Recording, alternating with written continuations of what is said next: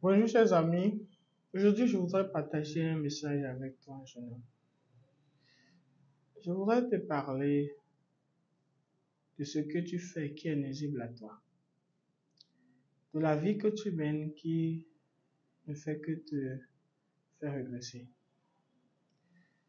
On dit souvent le temps perdu ne se rattrape pas, ça c'est une réalité.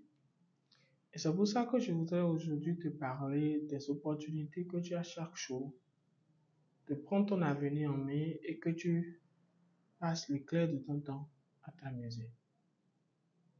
Oui, c'est vrai, on dit souvent dans le pays, il n'y a pas d'emploi. Mais laisse-moi te dire que chaque jour que je fais, il y a toujours des offres d'emploi.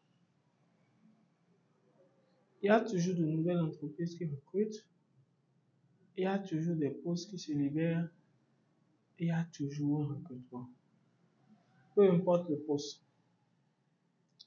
Laisse-moi aussi te dire que il n'est pas indispensable que tu commences déjà par travailler euh, dans le domaine dans lequel tu as été formé nécessairement. Non. Tu peux commencer par travailler dans dans un autre domaine et finir par rejoindre ton domaine dans lequel tu as voulu toujours exercer. Deuxième chose, il y a des gens qui ont commencé par travailler dans un secteur qu'ils ne voulaient même pas au départ. Et pour finir, se sont fait découvrir une passion pour cette activité, pour ce secteur, et ont fini par créer des entreprises dans ce domaine-là. Donc, laisse-moi te dire que chaque opportunité qui se présente à toi, tu dois essayer de la saisir. Je voudrais que tu saches aussi que pendant aussi longtemps que tu ne prendras pas en compte ces petits conseils, pendant aussi longtemps que tu ne l'intégreras pas dans ta vie, que tu as besoin de changer les choses, pendant aussi longtemps que tu ne sauras pas, que tu ne reconnaîtras pas, que la formation que tu as reçue à l'école ne te permet pas, ne trouve pas toutes les portes des emplois, et qu'il faille que tu ailles te faire former, qu'il faille que tu ailles apprendre, qu'il faille que tu ailles faire de l'auto, tu ailles faire de l'autodidacte, je veux dire, pendant aussi longtemps que tu ne comprendras pas. Qu'il faille que tu ailles même dans les petites entreprises faire des stages. Parce que la plupart d'entre vous aussi, le problème que vous avez, c'est que vous voulez faire des stages dans les grandes entreprises, dans lesquelles, quand les gens vous prennent en stage, ils ne vous montrent pratiquement rien. Il faut passer le clair de votre temps à faire des photocopies, à faire des petites courses et à finir vos stages. Ou si c'est dans les banques, c'est à remplir les bordereaux pour les clients. Ce qui est élémentaire pour quelqu'un qui a un bac plus 3, un bac plus 5, je trouve. Et donc, je vous le dis, il est important que vous puissiez vous dire que je peux apprendre n'importe où.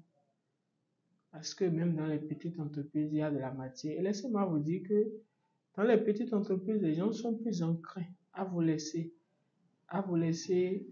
voir leurs choses. Ils sont plus enclins à vous laisser toucher leur réalité que dans les grandes. Parce que dans les grandes entreprises, il y a plus de secrets, il y a plus de choses qu'on ne peut pas vous laisser voir en tant que stagiaire.